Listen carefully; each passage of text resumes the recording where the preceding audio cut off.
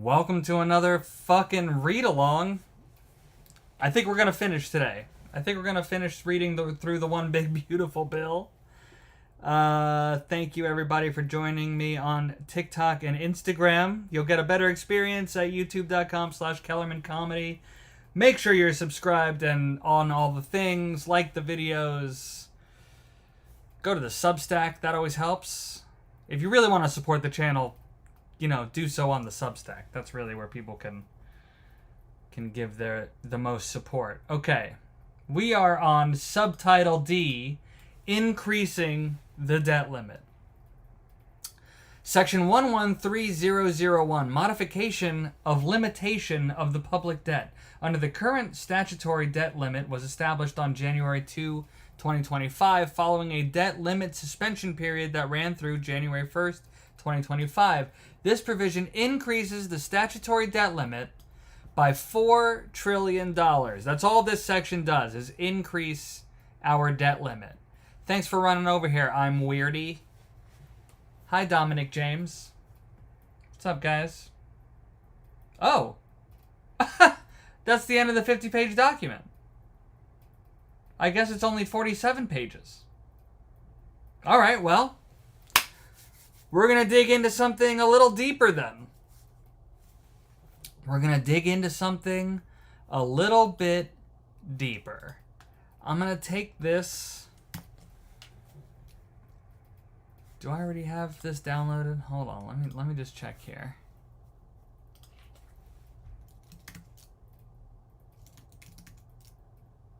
How is everybody? How's everybody doing? Thanks, Solus. Thanks for coming over, guys. Daniel C., David Duncan.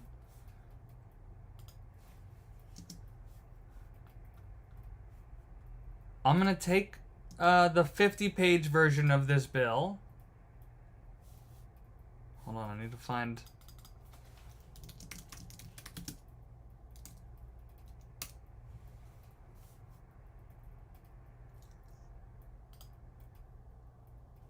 I'm going to find the 1,000-page version.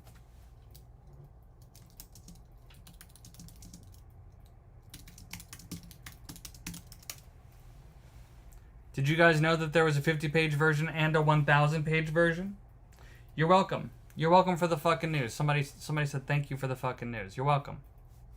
You are most welcome. Let's find the full 1,000-page PDF. Is this you?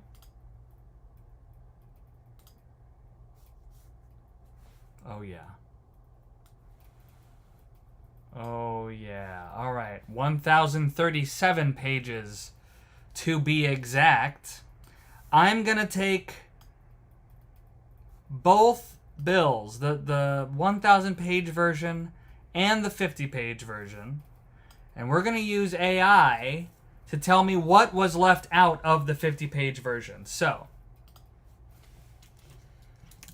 let me first tell the AI that this is a 1,000-page version and a 50-page version of the same bill. Please compare and contrast the two. Tell me all the things that are left out of the 50-page version and all the things that are worded differently between the two.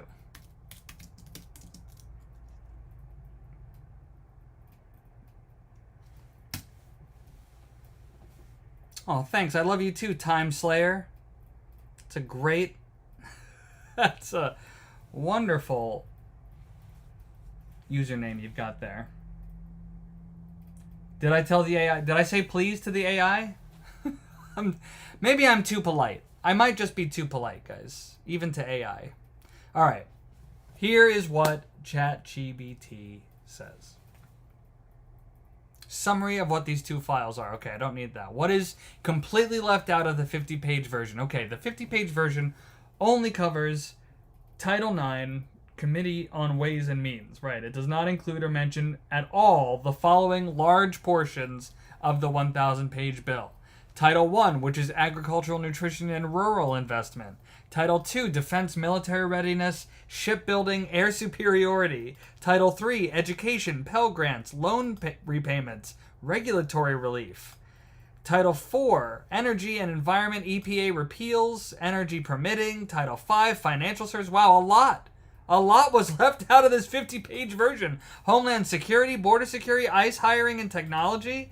Title 7, judiciary, immigration fees, detention enforcement.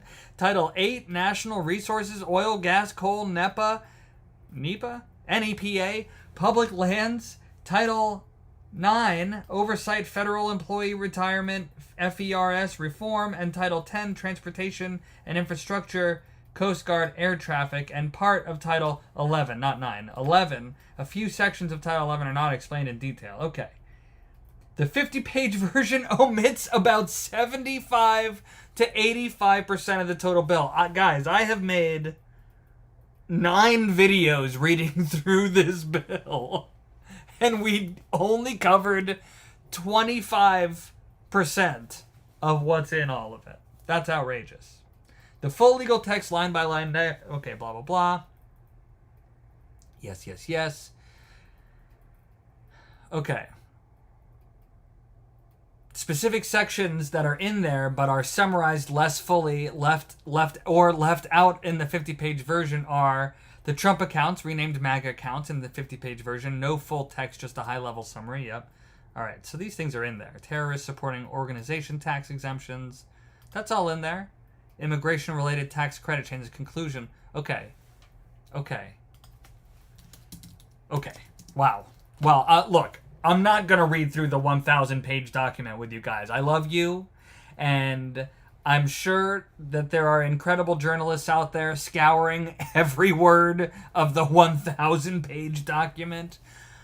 But I got a life to live, and I think you do too. So let's just have this thing summarize all the other sections with 10 bullet points of information each. 10 bullet points of the most important information each.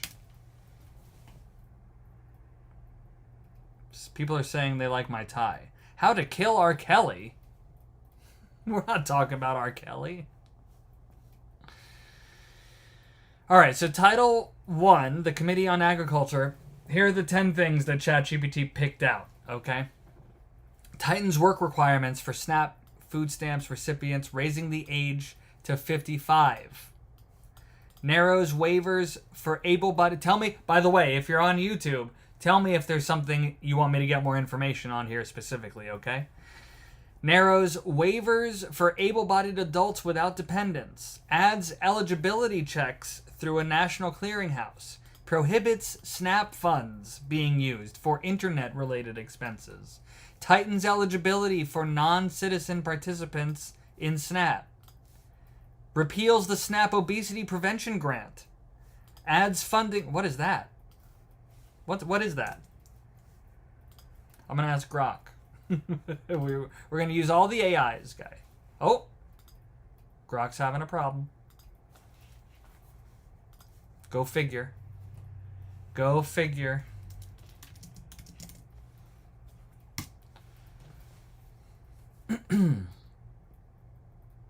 The SNAP Nutrition Education and Obesity Prevention Grant Program, commonly known as SNAP-Ed, is a federally funded program in the United States established under Section 28 of the Food and Nutrition Act of 2008, as amended by the Healthy Hunger-Free Kids Act of 2010, administered by the USDA's Food and Nutrition Services in collaboration with the National Institute of Food and Agriculture. SNAP-Ed provides grants to states to deliver evidence-based nutrition education and obesity prevention services to individuals eligible for the Supplemental Nutrition Assistance Program and other low-income populations. Impact and challenges. SNAP-Ed reaches millions annually, providing tools like the SNAP-Ed Toolkit and evaluation framework to measure outcomes related to healthy eating, physical activity, obesity prevention. It has been shown to improve food security and dietary habits, though some studies suggest a complex relationship between SNAP participation and obesity, particularly among certain groups.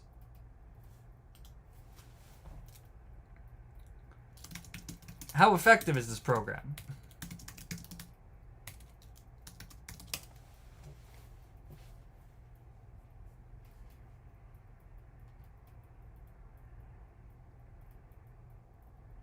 Studies, such as those summarized in the USDA's SNAP-Ed evaluation framework, show that SNAP-Ed interventions improve dietary quality among participants. For example, participants report increased consumption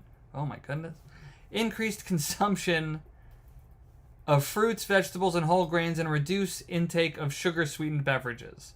A 2019 systematic review in the Journal of Nutrition, Education, and Behavior found that SNAP-Ed programs using direct education and policy, systems, and environmental changes led to small but statistically significant improvements in healthy food choices.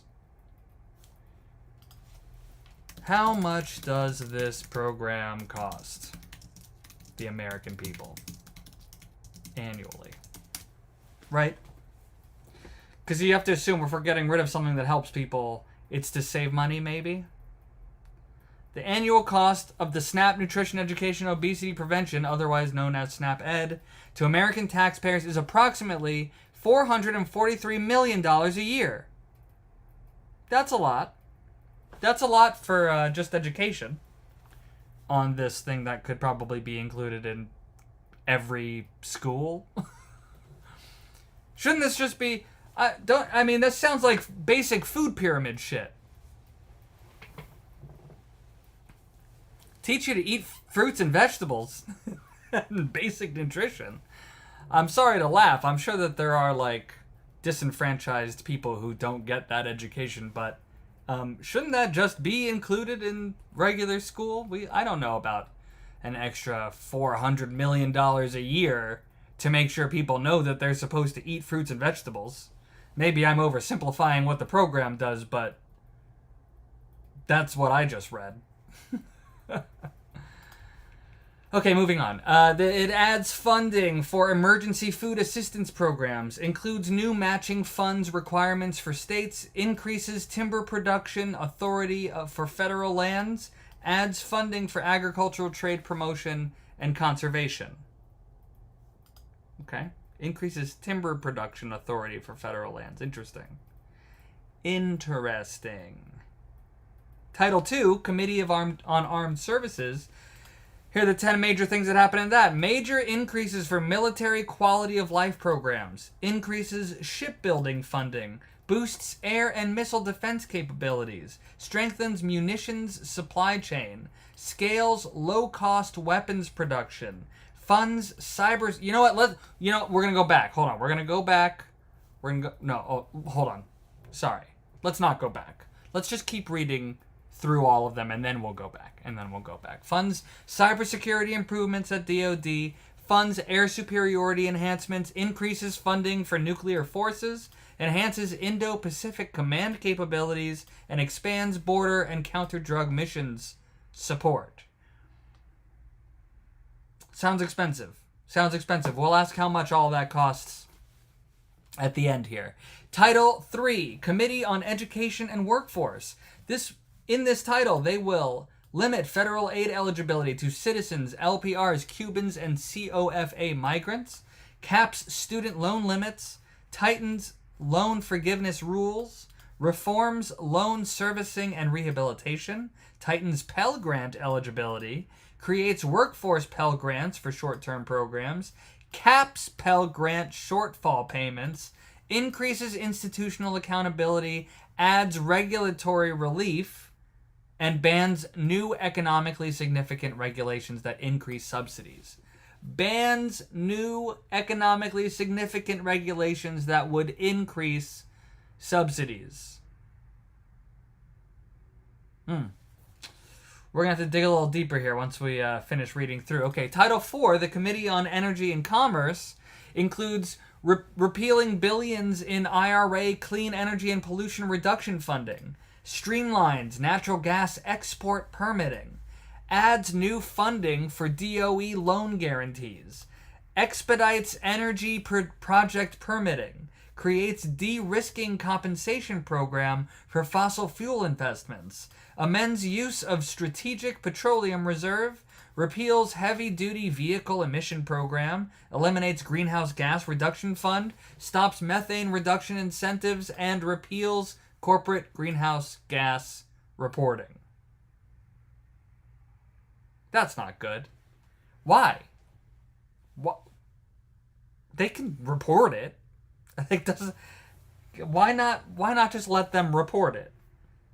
Maybe you don't do anything about it, but they could report it. You can keep them reporting a little bit, I think. You know, for transparency. Right?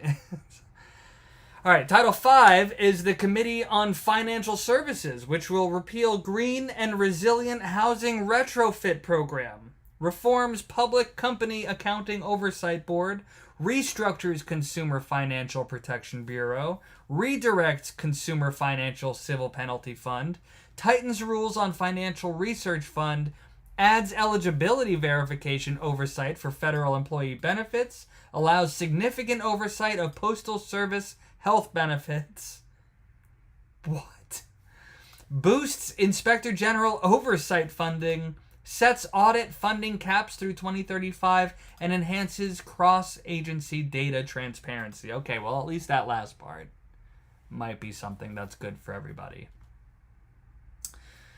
Title VI is the Committee on Homeland Security, so this funds border barrier construction, the wall, adds more CBP personnel and vehicles, boosts border security technology, creates new state reimbursement for border costs, funds Secret Service protection for presidential residences, expands state homeland security grant funding, adds $1 billion for Olympic security, adds $625 million for World Cup security, provides $450 million for Operation Stone Garden, and invests $500 million in counter-drone technology. The only thing I didn't know in there was Operation Stone Garden. Anybody know what that is before I look it up?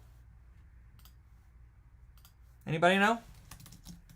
Operation Stone Garden. What is it? Operation Stone Garden is a grant program administered by the Federal Emergency Management Agency, FEMA. It's for FEMA and the Department of Homeland Security to enhance border security. It provides funding to state, local, tribal, territorial, and federal law enforcement agencies to work together to secure U.S. land and water borders. The program focuses on securing areas along international borders, including routes of ingress from international borders. Okay, so this is going to provide $450 million more for securing the border. Another one. All right, Title VII, Committee on the Judiciary, Immigration, in parentheses. Oh my goodness, what's happening? Okay, it went away, but it's back.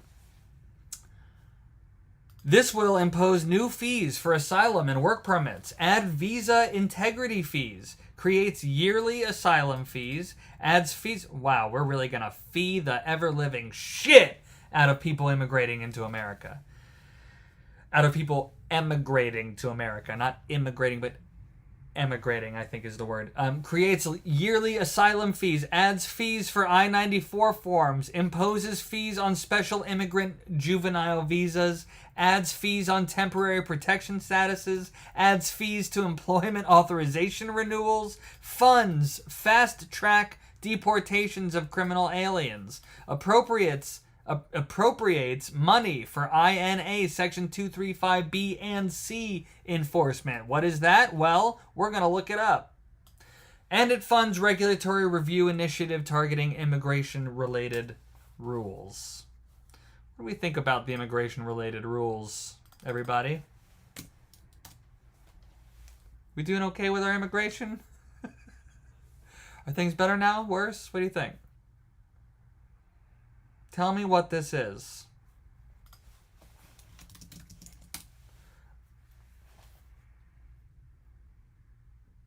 Grok was unable to answer this question. No response. Boy, Elon's got to fix that thing.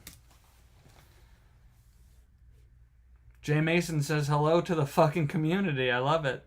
INA Section 235B outlines the process for the expedited removal of certain inadmissible aliens, particularly those arriving at a designated port of entry. It allows for the immediate removal of these individuals without a full hearing or review if they are inadmissible due to lacking valid entry documents or trying to enter through fraud or misrepresentation. That already exists, by the way. This new bill just appropriates more money to it. Title 8. Natural Resources rescinds funding. Hold on, let's make this a little bit bigger here, I think. Now that we're just talking about this whole business here. I'm sure I can fix this, guys. I'm sure I can make this better. If you give me just a second. Yeah. I can.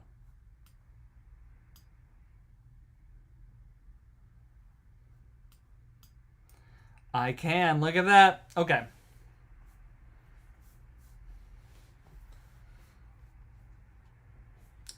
Where were we? So, right.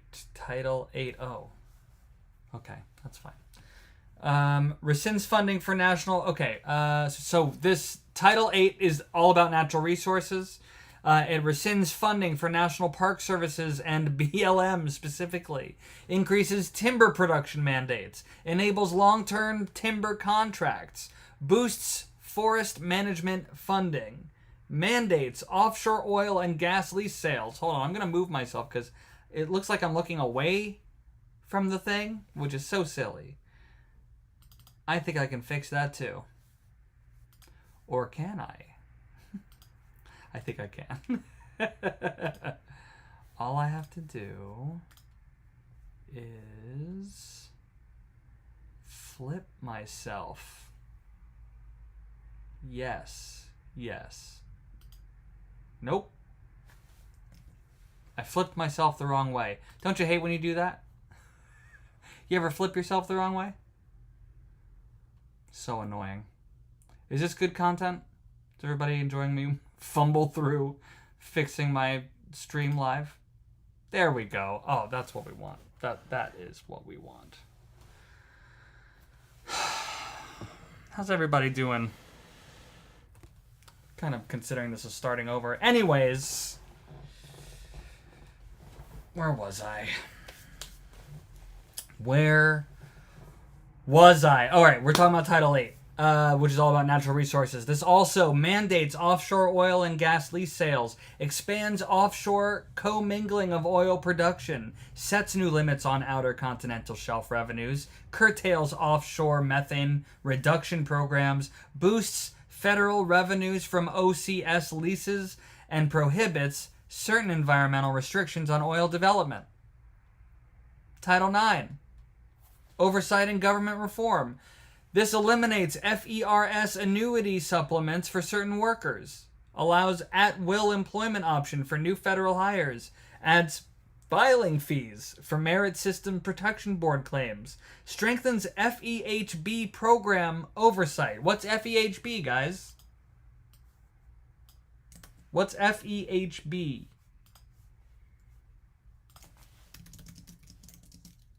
Anybody know? FEHB, we're learning together. Here we go. It is the Federal Employees Health Benefits. Oh, it's health benefits. Strengthens health benefits program oversight. Hey, what's up, Black Sheep? Welcome to the party.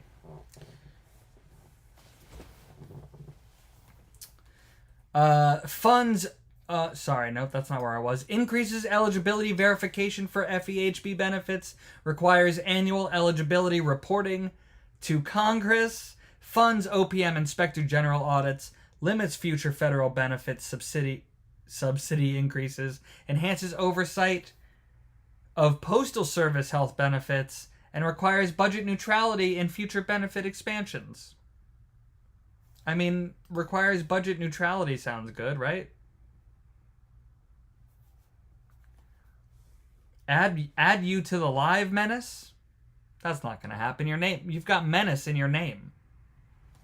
not going to add you to my live.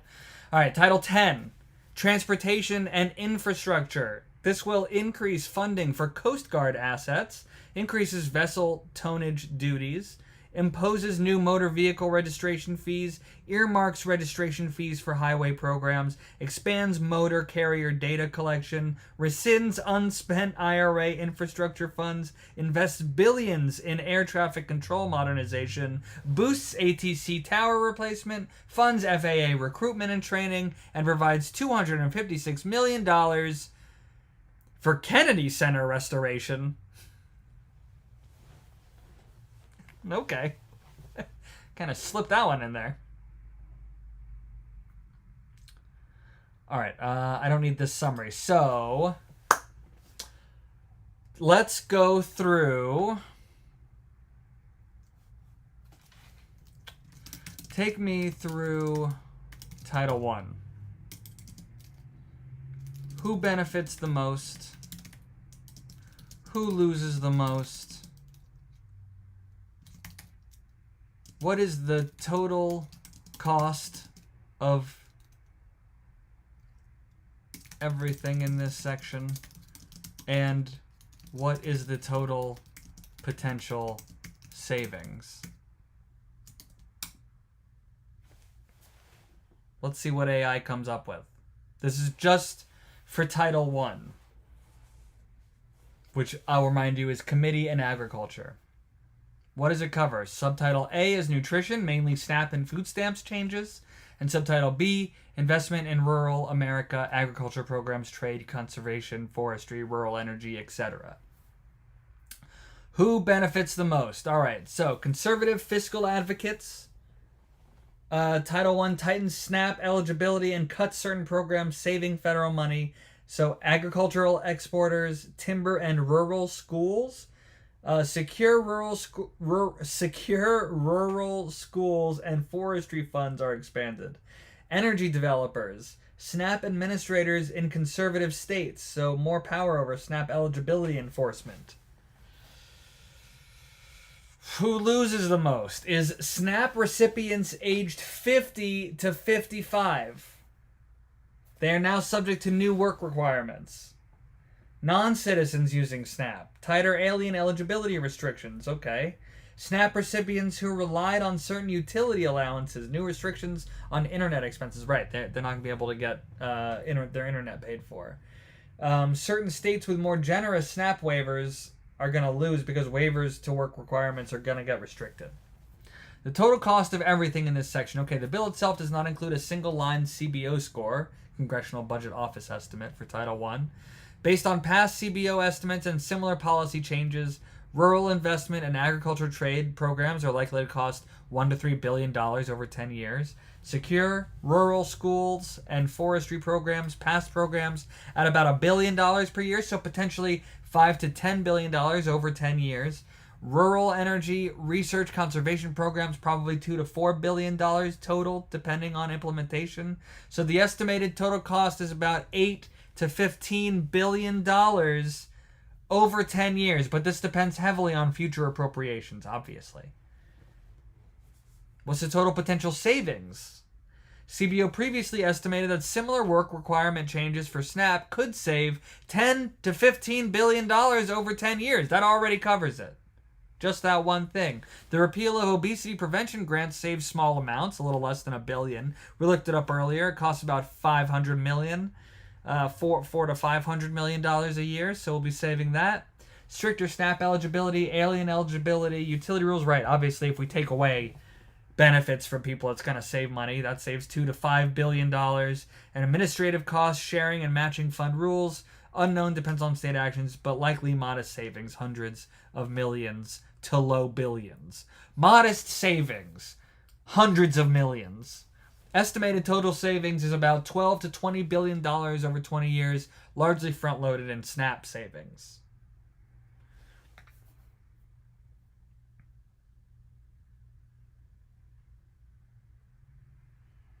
Okay, key policy changes.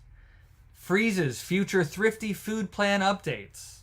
limits the SNAP benefit growth. Basically, they can't make it, limits future stuff.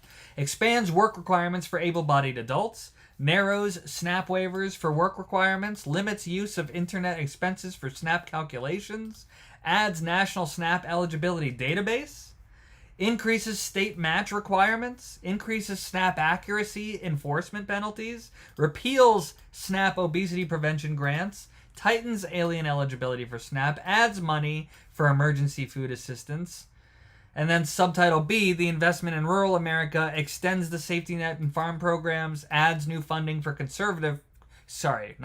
for conservation programs, funds supplemental agricultural trade promotion, increases agricultural research funds, extends secure rural schools, boosts forestry funding, adds support for rural energy, boost horticulture section. I'm just going to ask it, can you compare, how do I phrase this? I want to ask it like, overall, is this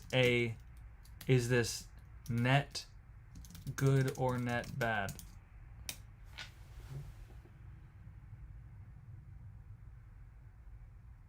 Net good aspects are SNAP program integrity and fiscal discipline. Interesting. Targeted rural investments continues funding for secure rural schools, essential for many struggling rural counties. Increases funding for conservation, trade promotion, agricultural research. That's all good. Streamlines SNAP administration. Improves... right, okay. The net bad aspects, blah, blah, blah. Right, 50 to 55-year-olds, equity, fairness. It kind of already told me all this. So the final verdict, net good or bad. If your priority is budget control, SNAP program integrity, rural economic development, then this section is net good. If your priority is food security, equity for low-income people, and public health, then this is a net bag. This is net bad. The title is a mixed bag, modest fiscal win, some good rural investments, but with a real human cost to vulnerable SNAP recipients. Obviously, if you're a SNAP recipient, I think you're just automatically considered vulnerable, right? Because you can't be on SNAP unless you are below the poverty line. On balance, leaning slightly net bad due to the harm to the most vulnerable population, older SNAP recipients and some immigrants, unless you highly value budget savings over social safety net production. What do you think about that? Do you value budget savings over social safety net protection? Some people want to get rid of Social Security altogether. They don't believe in any sort of like safety net for people.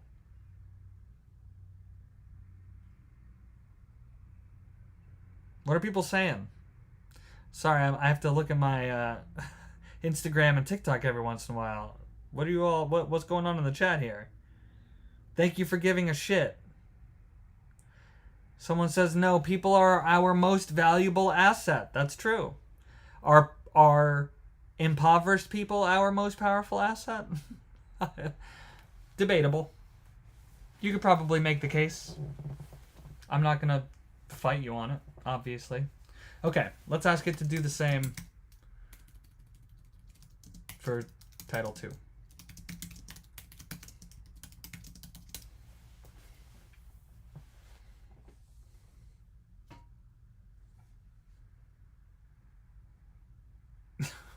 CJ Da Vinci says we need to prioritize saving money so that we can send it to Israel. Shit. The world's so fucked up. Okay, so Title 2. Who benefits the most from this section? Which, by the way, this section is about Committee on Armed Services. So who benefits the most? Military personnel and families. There's boosted funding for housing, pay, and quality of life for military. Defense contractors. Billions in new contracts across shipbuilding, missiles, munitions, and nuclear programs. Shipbuilders are gonna win with expanded shipbuilding programs, nuclear weapons contractors, cybersecurity vendors, big increase for DoD cybersecurity improvements. Indo-Pacific allies, U.S. invests heavily in Indo-Pacific Command, stronger U.S. presence in Asia. We're probably gonna need that. there's lots of people been talking about war with China for a long time. I hope it's not going to happen. I don't think it's going to happen. But I'm not surprised that the U.S. is investing in a stronger presence in Asia. That doesn't surprise me at all. Okay, so who loses the most? Federal deficit hawks. Right, because there's going to be a large increase in discretionary defense spending. Arms control advocates, because there's a significant increase in nuclear forces funding. Proponents of non-military diplomacy, because so much of this has to do with adding budget to the military. And border communities' expanded military role in border and counter-drug operations, which some local groups oppose. Do local groups oppose border and counter-drug operations? I think it depends on how they're going about it, right? So what is the total cost of everything in this section? The exact total cost is not itemized in the bill. Appropriations are authorized, not fully scored. But based on the text and typical CBO scoring patterns, the phrase enhancement of resource... Okay, just guess. Give me some sort of guess. Okay, the total rough cost that it's estimating is approximately $120 to $200 billion over the course of 10 years. Probably closer to $150 billion, which is the midpoint, depending on actual appropriations year to year. Obviously, it's going to fluctuate and change every year. What's the total potential savings? None. There's nothing about saving any money in section 2 of this bill. It's all about... What's up, Bat in the Sun? How you doing, Aaron? It's all about spending money on the military. Title II is purely spending and capability expansion. No offsetting cuts, no program eliminations in this title. In fact, it adds to the federal spending baseline. In simple terms, net budget impact. New military spending is between $120 and $200 billion in new costs with no savings. There you go. Here are the key changes that this would make. Funds major improvements to quality of life for military families. That's great. Increases shipbuilding, especially surface combatant and submarines. Increases funding for integrated air and missile defense. Funds stockpiling of munitions and supply chain resilience. Scales low-cost weapons into production. Funds DoD cybersecurity improvements, expands nuclear forces modernization, boosts Indo-Pacific command presence and capability, expands military support for border and counter-drug missions, and authorizes large military construction projects. Now, the net good, net bad analysis is the good aspects are stronger military readiness, investments in service member well-being, modernization of cybersecurity and supply chain resilience, and scaling production of low-cost weapons. The bad side of this is large deficit impact. Obviously, it costs a shitload of money. Fuels an ongoing nuclear arms buildup, which we don't want. I mean, of course, if people are going to have nuclear arms, we want to have the most nuclear arms. But really, we want nobody to have nuclear arms. Anybody sets off a nuke at any point, it's the end of everything. You know, we just don't want that.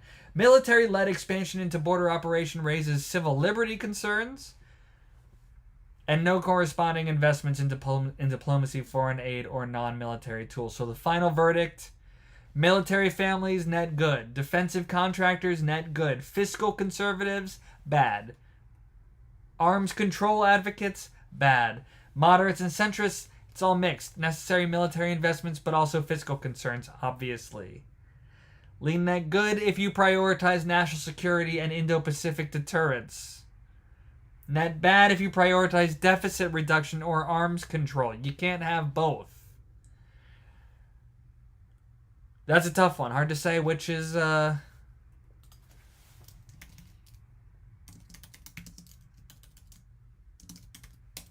Right? I mean, how do you prioritize one over the other? We need a strong military, but we also need to get our budget under control. What do you think? Tell me in the chat. What do you think? Is it okay to spend this much money? Looking at Title III now. Committee on Education and Workforce. What does it cover? massive set of reforms around higher education, student eligibility for aid, student loans, Pell Grants, institutional accountability, campus-based aid programs, regulatory relief, and limits on executive authority. Who benefits the most from this particular section is taxpayers and fiscal conservatives because there's stricter eligibility rules. Students pursuing high-value workforce-oriented degrees because new workforce Pell Grants and accountability linked to value-added outcomes. Veterans and public service workers because there are some improvements to public service loan forgiveness. And institutions with strong value because those with good earnings-to-cost ratios benefit under new promise grants. So who loses the most in this section?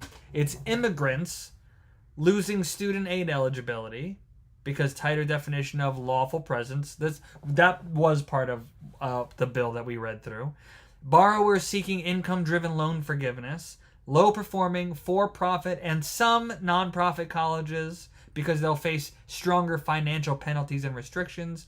And Department of Education regulators because their regulatory authority is curtailed significantly. What is the total cost of everything in this section? So, hard to precisely estimate. The shifts costs, cap to reduce costs, ad spending, blah, blah, blah. Okay, so rough net impact, small net savings, perhaps $5 to $10 billion.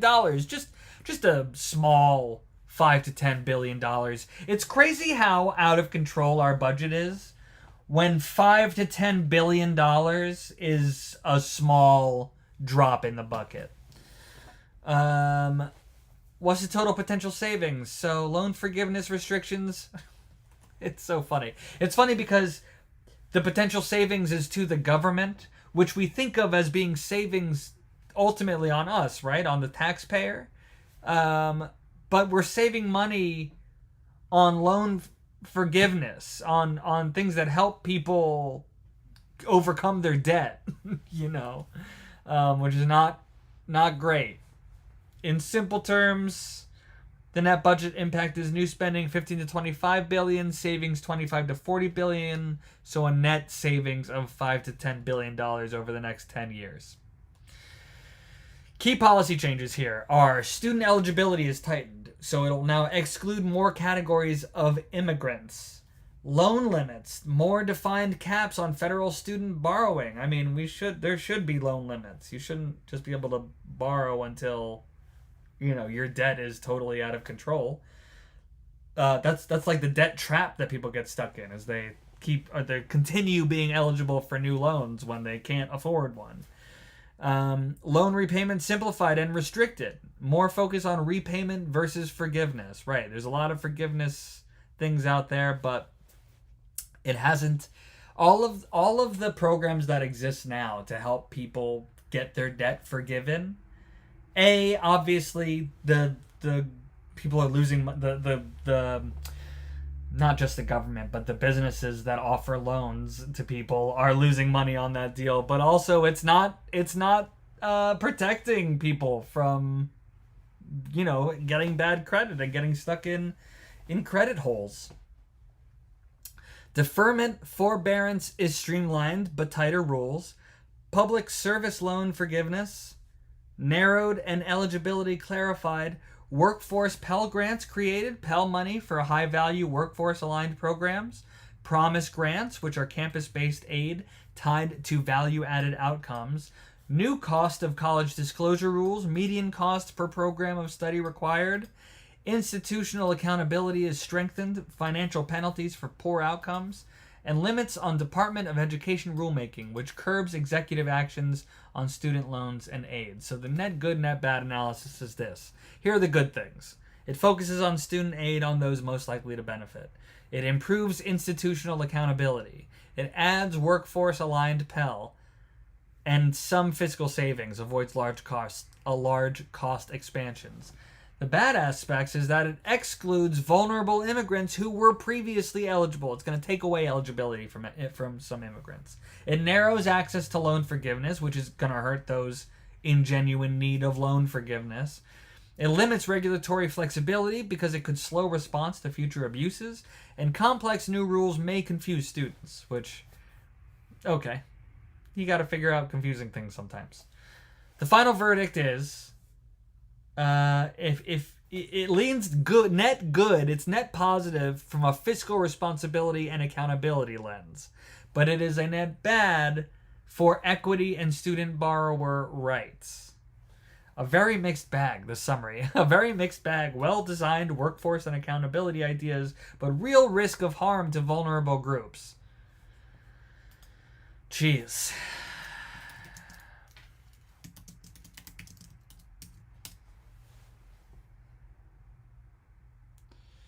Yeah, that portion of the bill, you're right. You're right, Haas. That portion of the bill definitely takes the piss out of lower class and students. Well, I guess it takes the piss out of lower class students. People who need grants and things like that. Thanks, Professor Turbo, who says I'm the man. I appreciate that. I love getting a compliment from someone named Professor Turbo. Are you a superhero? Eric with the one Ed says that he follows because he gives a shit. I assume that's why all of you follow. It's because you give at least a little bit of a shit. Alright, we're moving on to Title 4, which is the Committee on Energy and Commerce. So, what does this section cover? Expedited permitting for energy projects, expanded natural gas exports, changes to loan guarantee programs, provisions affecting the Strategic Petroleum Reserve, and creation of a de-risking compensation program. Who benefits the most from this section, you ask? Well, the answer is fossil fuel producers, pipeline developers, energy companies using SPR leasing, energy consumers, possibly, and fiscal conservatives. Significant repeal of IRA spending reduces future government outlays. Who loses the most is going to be climate advocates, clean tech companies, environmental justice communities, public health advocates, and regulatory agencies such as the EPA or the DOE. They will lose the authority and funding for climate and GHG programs. So what's the total cost of everything? This is a spending reduction section, not a new spending section. So what's repealed? All this stuff is repealed. State-based home energy contracting trainer grants, DOE loan grantee funds, clean heavy-duty vehicle grants, port air pollution grants, GHG reduction fund, diesel emissions reduction funds, school air pollution reduction funds, low-emission electricity program, various other GHG-related programs like methane reporting and enforcement. Wow, total rescinded funding estimates $200 to $250 billion in savings over the course of 10 years. That is a lot of money. Granted, we're taking away restrictions that probably kept us safe and healthy. But, the truth is that whether or not these programs are keeping us safe and healthy is actually kind of debatable. I know it's funny to say, we don't really have enough information to know. Like, we haven't spent a lot of time with all these things without all these restrictions to know if we actually really need the restrictions. So, I guess we'll see, right? If everyone starts getting cancer around all the new things that they're doing, then, there'll be some class action lawsuit and the government will just keep doing it anyway, probably. Let's see here. So, what is the total potential savings? Savings IRA, $200 to $250 billion a year. Note, this does not count possible long-term climate-related costs, which some economists argue could outweigh these budget savings. Wow. Interesting. Gosh, this is such a mess. Key policy changes, right? Rescinds state-based home energy efficiency contractor training grants. Repeals IRA DOE loan guarantee funding. Repeals and rescinds clean heavy-duty vehicle program. Repeals port pollution mitigation programs. Repeals greenhouse gas reduction fund, which is a savings of $27 billion right there. Repeals diesel emissions reductions programs. Okay. Repeals school air pollution reduction funds. Why do schools need an air pollution reduction fund? Repeals low emissions electricity programs. Repeals methane emissions waste reduction programs. And expedites permitting and expands natural gas export flexibility. So the good here is major fiscal savings. Obviously, they're saving $200 billion over the next 10 years. That's great. Streamlines permitting, which reduces delays for energy projects. Increases natural gas export potential, which benefits the U.S. gas producers and foreign allies needing U.S. gas. And may modestly reduce energy costs for consumers. Might get a cheaper energy bill. The bad is that it guts the U.S. climate strategy. It repeals almost all of it.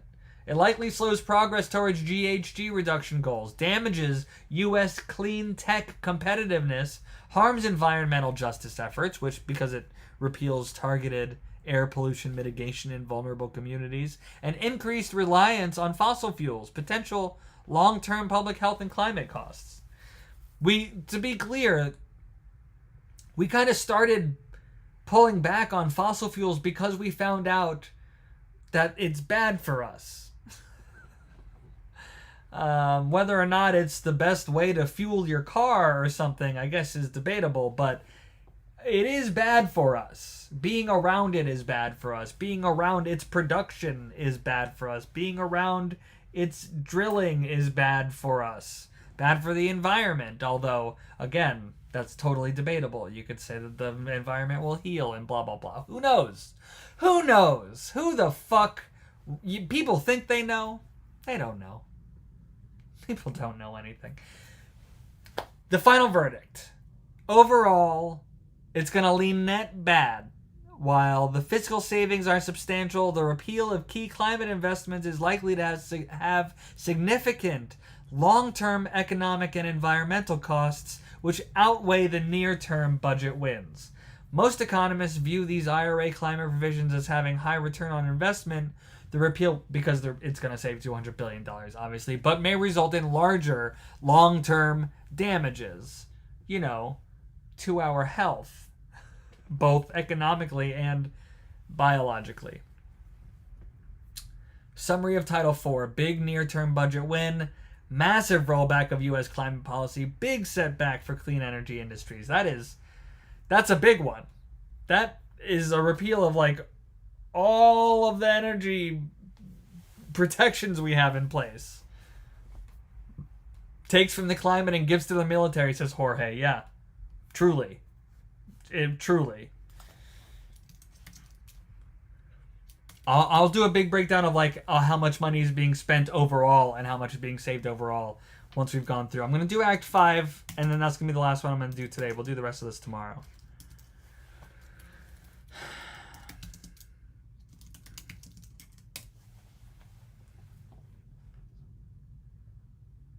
Are you guys enjoying this? Is this interesting to you? It's fascinating to me. A lot of this is probably going to change, right? When the Senate looks over it. So Title V, Committee on the Judiciary. What does it cover? Large package of reform mainly focused on immigration-related fees and restrictions, plus some civil justice and crime-related provisions. New and increased immigration fees. Increased penalties. Oh, this was the fees. All the fees they're going to charge immigrants to renew all these different things every year. Hey, thanks, Diary25. I love you too. Who benefits the most? Is U.S. taxpayers in general because new immigration fees designated to offset immigration processing costs. Because, don't get it twisted, we're spending a lot more on immigration processing. And that's, that part of that is getting them out, right? All the deporting costs money. Who else benefits? Is law enforcement because new resources for enforcement and border controls. Fiscal conservatives because it's going to save money. And attorneys using contingency fee models. Okay, great. Who loses the most? Immigrants and asylum seekers, number one. Immigration court litigants. Some unauthorized immigrants and tax professionals engaged in abusive schemes, right? So that last one is okay. It's okay if the tax professionals who are engaging in abusive schemes get their loophole cut out. However, this first one, it impacts the people who lose the most are immigrants and asylum seekers. Now, immigrants, obviously, people are going to have different feelings about.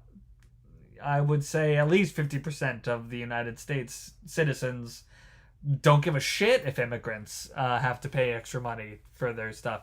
However, asylum seekers really have come here to escape something terrible.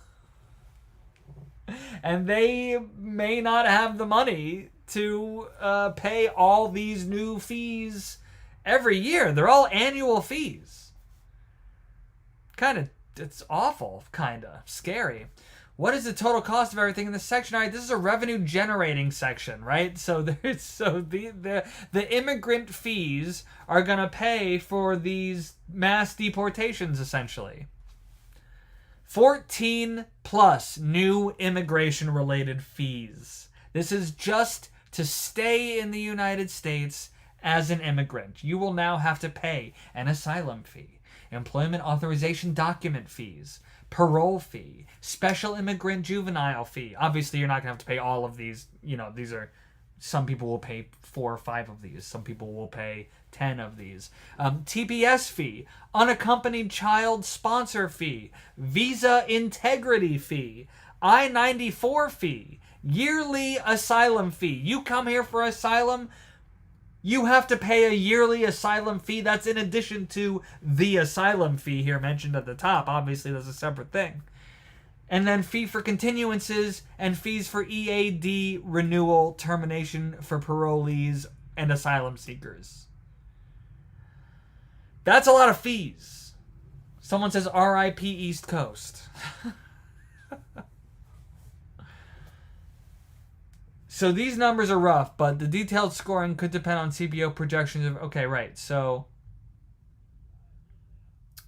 we're looking at revenue gains of $5 to $11 billion over the next 10 years. This brings in $5 to $11 billion over the next 10 years. Strong net positive for the federal budget. Key policy changes in this section are a new asylum fee. Even initial asylum applicants now require a fee. New and higher EAD, which is employment authorization document fees, especially for parolees and asylum seekers. Obviously, if they're parolees, I think most people are okay with parolees paying a little bit more to come over here. Special immigrant juvenile fee imposed. Temporary protected status fee imposed. Visa integrity fee, a new fee just on visa processing. You got to pay so much money to go through the process of getting your visa, and then you have to pay a visa integrity fee. Fee for continuances granted in immigration court proceedings, which discourages delays. Expanded penalties for that's interesting. Discourages delays because people can delay their hearing, and then obviously they stay in the country a little bit longer because their hearing is delayed. Fee for continuances granted in immigration court proceedings discourages delays. Expanded penalties for unauthorized disclosure of taxpayer data. Fine increases from $5,000. Holy shit! Expanded penalties for unauthorized disclosure of taxpayer data. Currently, the fine is $5,000. With this new provision, it goes up to $250,000. Plus 10 years imprisonment. Holy shit, that's a major increase. Is it wrong or right? I don't know, you decide. Clarifies that multiple unauthorized tax disclosures trigger separate violations, which is much tougher for serial violations. In other words, where you used to just get one, violation for a unit of things. Now each one is its own separate violation. Restricts Treasury from banning contingency fees and tax return preparation. That's already part of what we read through. So the good things here are it raises revenue, right? It makes immigration processes more self-funding. It cracks down on abusive tax disclosure practices, and it protects legal rights of legitimate tax preparers using contingency fees. The bad aspects are that it raises financial barriers for asylum seekers, parolees, TPS applicants, and could discourage legitimate applications. But you know what? Discouraging applications is probably part of the idea here. I think that people who are in favor of mass deportations are probably also in favor of fewer applicants. I'm just guessing. New fees may disproportionately impact low income. Oh.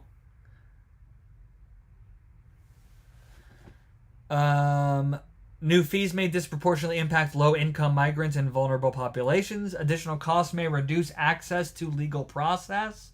And some argue contingency fee production could still enable certain abusive schemes if not carefully policed, of course. That's always a possibility.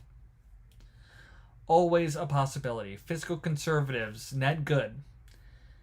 Net good or net bad? What do you think? Mixed, but leans bad overall due to significant impact on low-income migrants and asylum seekers. It's a fiscal win, but a humanitarian trade-off that will be controversial.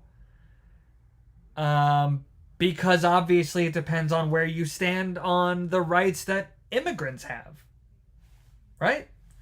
If you think that low-income migrants and asylum seekers should be deterred from coming here, then this is going to do that. It's going to make it a lot harder for them. It raises $5 to $11 billion in revenue over the next 10 years. It significantly raises financial barriers for asylum and vulnerable immigrants. It improves penalties on tax-related data abuse, and it could reduce due process access in immigration courts. Boy. Well, look, this has been fun, guys. I did it a little bit later today so that hopefully more people could join. I don't know if it worked. Tell me if you prefer these being in the morning like I was doing or in the evening, or if you just watch them later at your convenience. Let me know. Make sure that you are following me on all the places. Instagram, TikTok, YouTube. The Substack is really where you can support me the most. You know, I don't have a Patreon.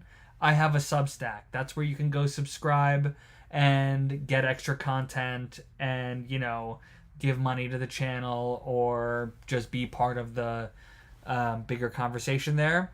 Make sure that you're, you know, getting notifications, that those are turned on so you don't miss my next live. Thanks for joining me, and thanks for giving a shit.